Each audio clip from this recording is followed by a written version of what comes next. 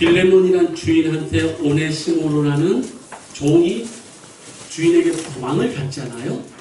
그리고 사도 바울의 중보로 회복이 됐기 때문에 이것이 아버지 하나님으로부터 죄를 지어서 떠나간 우리의 모습이 오네시모로의 모습이고, 바울이 이 종과 주인 사이에서 이 중보해준 이 모습이 바로 그리스도께서 우리와 하나님 아버지의 중보의 모습이 바울의 모습이라고 제가 말씀드린 거 기억하시죠? 그래서 이게 한 장으로 됐지만 대단히 의미 있는 장입니다.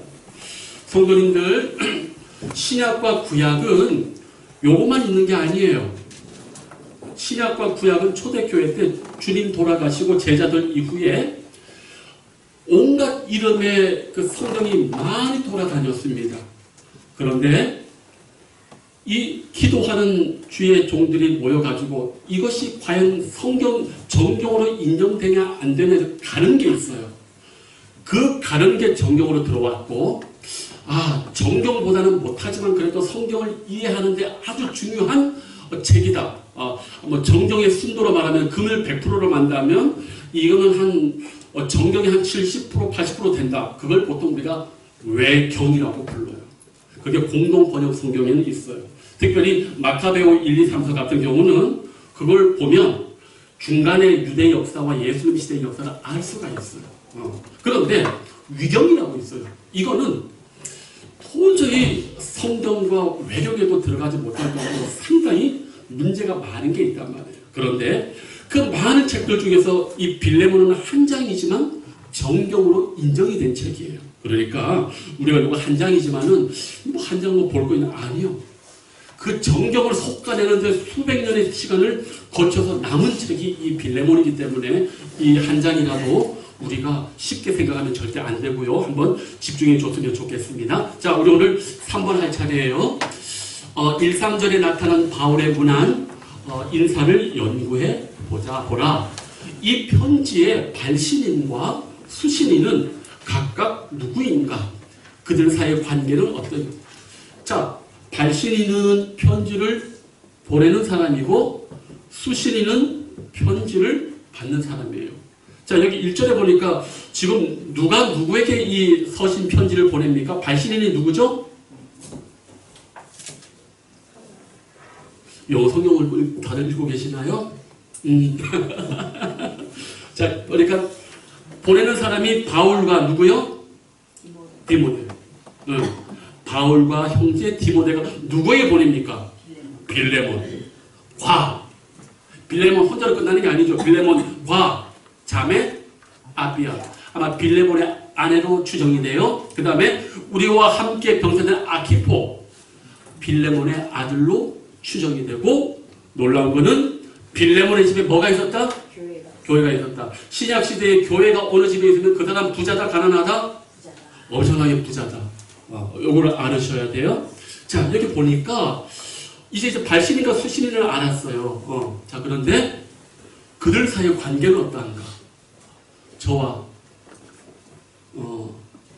그러니까 사도 바울과 이 디모데와 빌레몬의 관계는 어떤 관계입니까? 어떤 관계로 지금 보이나요?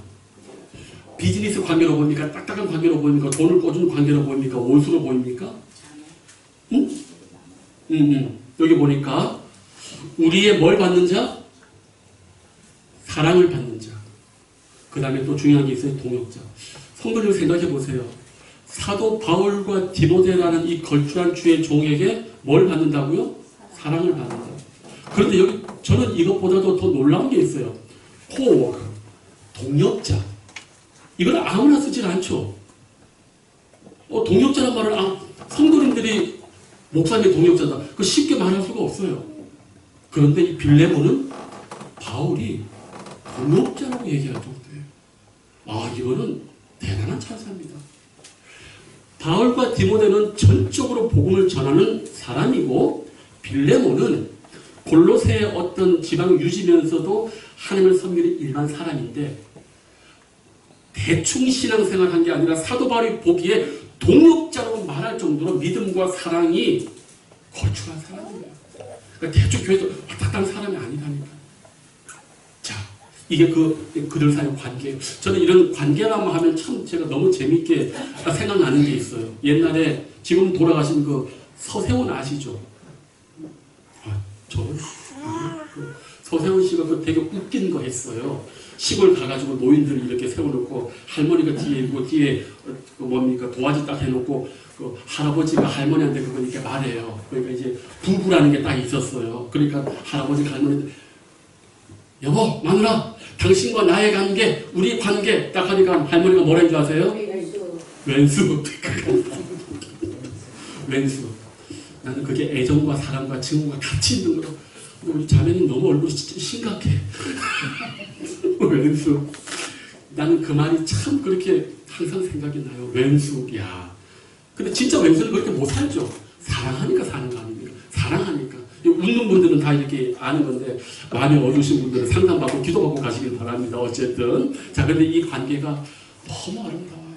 너무 아름다워요. 자 보십시오. 자 그리고 4번 한번 넘어가 볼게요. 빌레몬의 믿음과 사랑이 어느 정도였기에 바울이 기쁘게 그에게 부탁. 이거 있지 않습니까? 지금 바울이 오네시모라는 종을 구제하려고 지금 빌레몬의 비위를 맞춘다고 생각하시면 절대 안 돼요. 사도 바울은 아합을 절대 안 하는 사람이에요. 사도 바울은 그 아합이라는 이 기질적으로 맞지 않는 사람이에요. 그런데 이 빌레몬의 믿음과 사랑을 어떻게 이야기하냐 보면 6절 한번 보십시오. 이야, 보통 아니에요. 이로써 너의 믿음의 교제가 우리 가운데 있는 뭘 알게 한다? 이 말이 얼마나 무시무시한 말씀인 줄 아세요? 선을 알게 하고 그리스도께 뭐요? 이르도록 한다. 여러분 선악의 문제가 어디 나옵니까? 창세기 나와요. 선악을 알게 하는 나무. 선을 분별한다. 선을 깨닫게 한다. 쉽지 않습니다. 그런데 이 빌레몬의 믿음의 교제가 그의 삶이 사람들 하여금 이게 선이구나. 근데 그 선을 통해서 뭘 한다? 그리스도께 이르도록 한다. 그 뭔 말이에요? 교회를 딱 와보면 그분하고 딱 교제 보면 그분 미안해. 아빠가 그렇게 안 살아보지? 하구나? 이게 이 사람들이 이 빌레몬이라는 사람과 교회에 갔다 오면 그분을 통해서 거룩한 하나님의 영광과 선을 느끼고 그리스도께 더 가까이 간다고. 제가 자주 말씀드리지 않습니까? 제가 지금도 멀리서 그 권사님들 1년에 한두 번씩 만나는데 그분들 만나고 오면 영이 충만해지고 더 열심히 목회해야 되겠다. 더 거룩한 주의 종이 돼야 되겠다. 이런 느낌이 있잖아요. 바로 이거예요. 그러니까 누굴 만나면 뭐 이상한 소리만 하고 그냥 있잖아요. 여러분 영이 맞지 않는 사람하고 만나고 오면 영이 알아봐요. 제가 그래서 세상 친구들하고 어울리지 않습니다. 오래 못 있어요. 이상한 헛소리나 하고 의미 없는 소리나 하고. 그런데 영이 같이 통하고 주님 앞에 같이 있는 사람하고 만나오면요. 떠는 기운이 어때요? 충만해져요. 기쁨이 충만해져요. 저는 이 빌레몬이 바로 그런 것 같아요. 세상에 믿음의 교제를 통해서 우리 가운데 있는 뭐를 안다? 선을 안다. 그 다음에 그리스도께 이르도록 역사한다. 이게 빌레몬의 믿음의 삶이었어요. 이거 우리 정말 직분자, 중직자들은 진짜 이거 정말 심각하게 받아들이셔야 돼요. 목사 만나고 왔더니 시험 들어서 교회 못 나가겠다. 장로 권사를 만나고 왔더니 시험 들어서 교회 못 나가겠다. 큰일 날 소리예요. 큰일 났어요. 그런데 여기 보십시오. 만났더니 그 믿음의 교제를 통해서 이렇게 했다. 우리가 그래서 더 우리 스스로를 체크해야 될 줄로 믿습니다. 이것만이 아니에요. 사랑의 모습 한번 볼까요? 7절 하반절에 너의 사랑으로 뭐와 뭐를 받았다? 사랑이 왜 좋은 줄 아십니까? 사랑을 하게 되면 기쁨과 위로가 있는 거예요. 이것도 모르시는 분이 또 있네. 이것도 얘기를 하니까 또 심각하네. 사랑해보세요. 기쁨과 위로가 충만해집니다. 그런데 이 빌레몬이 교회에서 그를 만나는 성도들이 빌레몬의 사랑을 통해서 뭐가 느꼈다? 기쁨. 우리 교회로 말하는 희락. 그 다음에 또 뭘 얻었다? 위로. 사람을 만났는데 교회만 왔다 가면 시험이 드네. 성도님들, 우리가 정말 돌이켜보셔야 돼요. 내가 그리스도의 향기가 있는가? 내가 그리스도의 사랑이 있고 이게 있어서 나를 만난 사람이 집에 돌아가면 기쁨과 위로와 평안을 얻냐 아니면 근심과 시기 질투와 분노를 얻냐? 이거 심각한 문제가 될 수가 있어요. 근데 빌레몬은 정확했습니다. 아멘. 그래. 자, 이제는 유익한 사람이 된 오네시모. 오네시모 도망간 종이에요. 돈 가지고 튄 것 같아요. 자, 5번 문제 한번 볼게요. 8에서 22절 통해 오네시모에 대해 알 수 있는 것들을 열거해 보자. 자, 8절에서 21절 이렇게 보면은 오네시모에 대해서 성경이 말한 게 있어요. 여기 보니까 오네시모가 어때요? 갇힌 자 중에서 낳은 아들. 뭔 말입니까? 사도 바울이 감옥에 있는데 거기에서 사도 바울의 복음을 듣고 회심을 했던 걸 우리가 한번 알 수가 있겠죠? 그 다음에 이 사람 옛날에는 무익했지만 지금은 복음으로 유익한 존재로 변해버린 사람이에요. 그 다음에 또 있습니다. 옛날에는 종인데 이제 그리스도 안에서는 종으로 여기지 않고 어떻게 여겨가? 사랑받는 형제로 돌아. 이게 대단히 놀라운 말이에요. 왜? 그때 시대는 노예 제도가 있었잖아요. 세상의 법은 노예 제도가 그대로 있었지만 그리스도인은 그 법이 있다 할지라도 교회와 믿음 안에서는 종이라 할지라도 그렇게 여기지 말고 형제로 여기라는 거예요. 아시겠습니까? 이게 복음의 위대함이에요. 세상에서는 내가 사장이면 밑에 부하들 막 자를 수 있겠지. 그리스도인 너희들 그렇게 하지 말라는 거예요. 네 가족이고 네 형제들 그렇게 할 수 있겠냐는 거예요. 아시겠습니까? 이 그런 말이에요. 그래서 우리가 도대체 어떤 기준과 어떤 가치로 사는가 중요한데 노예 제도가 있음에도 불구하고 사도 바울은 빌레몬에게 오네시모가 종이지. 하지만 그렇게 하면 안 돼. 그리스도인들 뭐요? 사랑으로 형제로 여기라고 하는 거예요. 그래서 우리가 하나님 말씀에 붙들려 사는 거예요. 세상에 법이 있지만 그 법보다 더 뛰어난 사랑의 법, 율법 가지고 사는 거기 때문에 우리가 천국 백성인 거예요. 교회에서 말하는 법과 세상의 법은 일치하는 게 많이 없어요. 세상은 얼마나 무자비한데 사람에 대해서. 성경은 절대 그렇게 말 안 합니다. 우리 예수님이 별 볼 일 없는 한 사람에 대해서 목숨을 거시는 분이에요. 그런 사람을 실족하게 하는 건 내가 용서하지 못한다. 그 빚값 내가 받겠다고 얘기한단 말이에요. 우리가 이거를 기억하실 줄 알으셔야 돼요.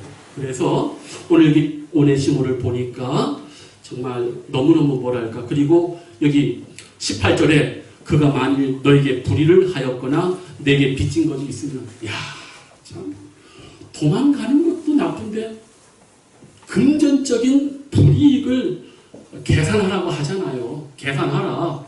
분명한 불이익을 또 한 거예요. 도망가는 것 자체로도 주고 마땅한데 뭐까지 했다? 돈까지 세갔다. 물질적인 경제적인 금전적인 피해까지 줬으니 이거 살리라 말아. 이거 너무너무 힘들지 않겠습니까? 예수님 안 믿으면 벌써 주리를 틀었지. 쉽지 않은 부분이에요. 이 부분이.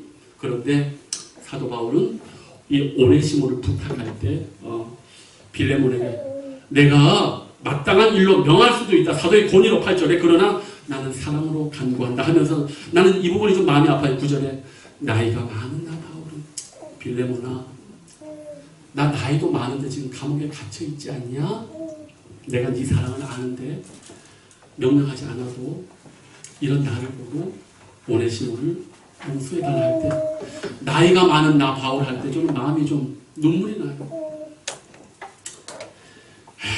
참 사도 바울의 마지막이 뭐 제자들도 그렇지만 전부를 다 바치고 다 쪼개가지 버렸지만은 디모데후서에 보면 이런 말 있지 않습니까? 너는 속히 내게로 오라. 올 때 그 가죽옷 하고 그 성경책 가져오라고 하잖아요. 가죽옷을 왜 가져오냐면은 추워서 입을 덮을 게 없어서 추우니까 가져오란 얘기예요. 그냥 옷 가져오란 얘기가 아니라 어디 뭐 결혼식에 가는 게 아니라 그 가죽옷은 이불처럼 덮어야 되는데 너무 추우니까 가죽옷을 가져오라고 하는 거예요.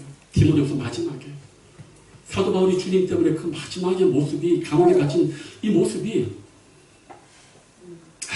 참 그래요. 너무너무 마음이 아파요. 주님 앞에 헌신하고 다 버렸고 출세길이 그렇게 열려 있었는데도 그 마지막의 모습은 대단히 가슴이 아프고 또 여기 보면 갇힌 자라는 표현을 많이 썼어요. 사도 바울이요. 갇힌 자. 사도 바울은 감옥에 갇혔습니다. 오네시모는 어디에 갇혔어요? 부모 잘못 만나가지고 태어나자마자 노예로 인생이 갇힌 사람이에요. 중의법이에요. 그래서 여기 갇힌 자를 계속 이야기를 이렇게 하는 거예요. 오네시모가 종이지 갇혀 있는 거야. 나는 감옥에 갇혀 있지만 그 사람은 운명이 부모 잘못 만나가지고 태어나자마자 종이 된 그 인생이 갇힌 아이다. 신앙으로 해석하는 거예요. 그게 불쌍히 여기 달라는 거예요. 자, 이게 바로 오네시모의 모습입니다. 이게 누구 모습이에요? 우리 그리스도인의 모습이에요. 이걸 불쌍히 여겨서 우리 예수님께서 하나님과 우리 사이에 중보가 되셔가지고 아버지의 말씀대로 순종하겠습니다. 성도, 성자, 성령께서 태초에 이미 예정하시고 사랑의 교제 안에서 성자께서는 그 아버지의 뜻을 받들어서 순종하기로 이미 마음먹으시고 이걸 하셔서 십자가에서 이제 부활하신 거기 때문에 성도님들 이 부분을 잘 한번 봐주시면 좋을 것 같아요. 자, 6번 편지 전반에 걸쳐서 바울은 오네시모에 대한 사랑을 어떻게 다양한 방식으로 표현하고 있는가, 또 빌레몬에 대한 사랑을 어떻게 표현하고 있는가. 저는 뭐 여기 보니까 오네시모 같은 경우는 전에는 너에게 무익했지만 11절에 나와 내게 유익하다. 그 다음에 12절에 너에게 그를 돌려보내노니 그는 내 신복이다 했는데, 여기 보니까 1번 그 풋노트 각주에 뭐라고 나와 있어요? 그는 나의 뭐요? 심장으로도 번역이 돼요. 이 단어가. 신복으로도 번역되고 심장으로도 번역된다는 말은 뭐예요? 사도 바울이 복음 안에 갇혀 있는데 회심시켰는데 이 사람이 복음을 너무 잘 깨닫고 자기처럼 그리스도의 사랑을 잘 증가할 수 있는 준비가 되어 있는 거고 그렇게 마음이 흡족하다는 거예요. 그런데 저는 여기에서 아까도 말했다시피 사도 바울이 빌레몬에 대한 최고의 사랑의 찬사는 저는 동역자라고 봐요. 1절에도 사랑을 받는 자 동역자, 17절에도 뭐라고 나옵니까? 그러므로 네가 나를 뭐로 알진데? 동역자. 사도 바울에 있어서 제가 알기로는 최고의 칭찬은 동역자라는 표현입니다. 이거 대단히 높은 겁니다, 성도님들. 그래서 저도 하나님이 일을 하는 여러분들이 어떤 사람에게 기도의 동역자, 전도의 동역자, 사랑의 동역자, 이런 동역자라는 이름을 우리 성도님들이 얻을 수 있다면 신앙생활 정말 잘하는 거예요. 이해되시죠? 여러분은 누구누구의 동역자가 꼭 되십시오. 그런 사람이 되십시오. 오케이. 자, 7번 한번 할게요. 7번 이거 제가 좀 강조했습니다. 당신도 동료 신자들로부터 특별한 사랑과 영접을 받아본 적이 있는가? 제가 바나바 사역을 좋아하는 이유가 이거고요. 제가 여기는 쳤어요. 제가 뭐라 답을 썼냐면 나는 우리 교회가 정말로 이걸로 소문이 났으면 좋겠어요. 교회를 왔는데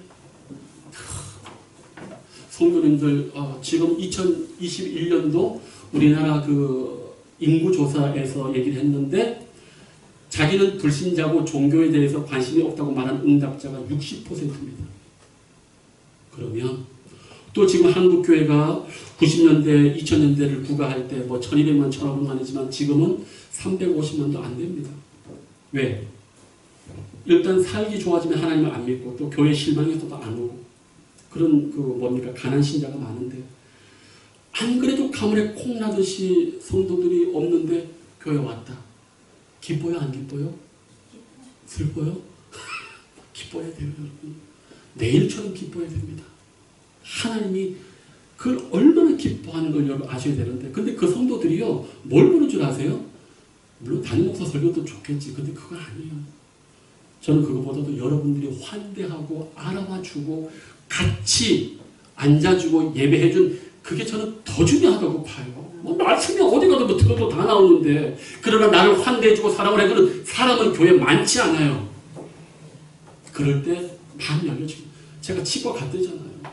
치과에서 고쳐주는 의사 선생님인데 나를 영접해줬던 그 아줌마 실장님이 안 계신 이후로 그 치과 가기 싫다고 고쳐준 건 의사 선생님인데 나를 영접해줬던 그 실장님 전화하고 싶어요. 너무너무 고마운 사람. 그래서 제가 느꼈어요. 그렇구나. 우리 교회는 그런 사람이 있어야 돼요. 그걸 여러분이 도와주셔야 돼요. 내가 못해요, 그거는. 내 것까지 어떻게 해. 나랑 바꾸든가. 월요일날은 소장님이 설교하고, 화요일날은 우리 김장님이 설교하고, 수요일하고, 나는 주일날 환대할 테니까.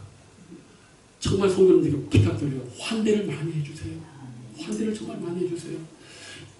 새롭게 교회 오는 거 있지 않습니까? 정착하기가 진짜 힘들어요. 정말 여러분이 사랑으로 환대해주고 아는 척 해주면 된다니까. 부탁드립니다. 그런 환대를 꼭 좀 부탁드려요. 예, 그래서 오늘은 부활절이고 기쁜 날이니까 여기까지 하고요. 어쨌든 여기 보면은 이 빌레몬서를 볼 때 형제애라고 얘기하잖아요, 성도님들. 형제애. 우리가 형제애라고 할 때 오늘날은 많이 까먹습니다. 자, 혹시 길가메시 서사시라고 들어보신 적 있습니까? 성경보다 천년 앞선 건데 거기는 고대 세계의 인간에 대한 분석이 문학으로 나왔는데 그 되게 재밌는 게 있습니다. 네, 길가메시와 친구가 있는데 이 사람들이 반은 신이고 되게 거친 사람이에요. 그러니까 뭡니까? 왜 그렇게 얘기했냐? 옛날에 사람들이 남자를 어떻게 봤냐면은 어떨 때는 믿을 만한 신처럼 용맹하지만 한편으로는 거친 짐승의 그게 있었다고 보는 거예요. 그런데 어떤 남자가 여자를 만나서 일주일간 결혼한 것처럼 사랑을 나눕니다. 그리고 나서 거기에 뭐라 썼냐면은 그 남자의 야성이 그 7일 지나고 다 사라졌단 말이에요. 거친 남성은 여성을 만나서 결혼하게 되면 여성을 통해서 야성이 중화가 된다고 옛날 사람은 본 겁니다. 이해되십니까? 별로 감동이 없으시고 나는 참 그게 참 이해가 되는데 어쨌든 근데 거기에 뭐냐면은 거기는 남녀 간의 사랑보다도 이 형제애를 더 최고로 쳐요. 고대에는요. 우리는 이해가 안 되죠. 남자와 여자의 사랑, 아내와 남편의 사랑이 더 지극할 것 같죠. 고대 세계 문서에는 남녀의 사랑보다도 그 남자와 여자들의 신의 형제를 최고의 사랑으로 칩니다. 예수님도 그런 말 했죠. 친구를 위하여 죽는 사랑이 최고 사랑이라고. 기억나십니까? 요한복음? 이게 바로 그런 맥락이 쭉 이어져 온 거예요. 나는 아직까지 그걸 이해 못하겠어요. 그런 형제가 없지만은 내가 우리 가족과 우리 아내를 위해서는 저는 아직까지 그걸 모르겠어요. 근데 옛날에는 그랬다는 거. 사도 바울의 이 서신에서도 그런 맥락이 여전히 가고 있다는 거. 그렇다면 이해가 어려워도 그렇구나. 남녀 간의 사랑을 떠나서 그리스도 안에서 형제되고 가족이 된 이것이 최고의 가치를 성경이 부여하고 있고 이것이 문화의 인류의 유산이라는 사실을 여러분이 꼭 한번 기억하시고 항상 우리 교회에 오시는 분들에 대해서 또 지금 계시는 분들에게 대해서 서로 사랑으로 용납하시길 주님의 이름으로 축복합니다. 네. 기도하겠습니다. 아버지 하나님 감사합니다. 빌레몬이라는 믿음이 좋은 분이 있었지만 그 아래에는 그에게 상처와 배신을 했던 오네시모라는 아버지 종이 있었습니다. 그러나 바울은 그리스도의 사랑으로 그를 형제로 받아주기를 사랑으로 간구하였습니다. 주님, 많은 교회, 많은 사람이 있지만 우리 희라에 이렇게 귀한 분들 함께 가족으로 만나게 해주시고 함께 예배케 해주심을 감사함을 드립니다. 주님 안에서 사랑과 가족애를 갖고 서로를 용납하고 서로를 위하여 함께 할 수 있는 그 큰 사랑이 우리에게도 있게 하여 주시옵소서. 이제는 우리 주 예수 그리스도의 은혜와 하나님 아버지의 사랑과 성령의 감화감동 교통 충만하시니 오늘 이 말씀을 통해서 더욱더 형제애와 가족애를 주님 안에서 아름답게 역사하고 섬기기로 다짐하고 환대하기로 다짐하는 사랑하시는 모든 성도님들 머리 위에 이제부터 영원토록 함께 없시기를 간절히 축복하옵나이다. 아멘.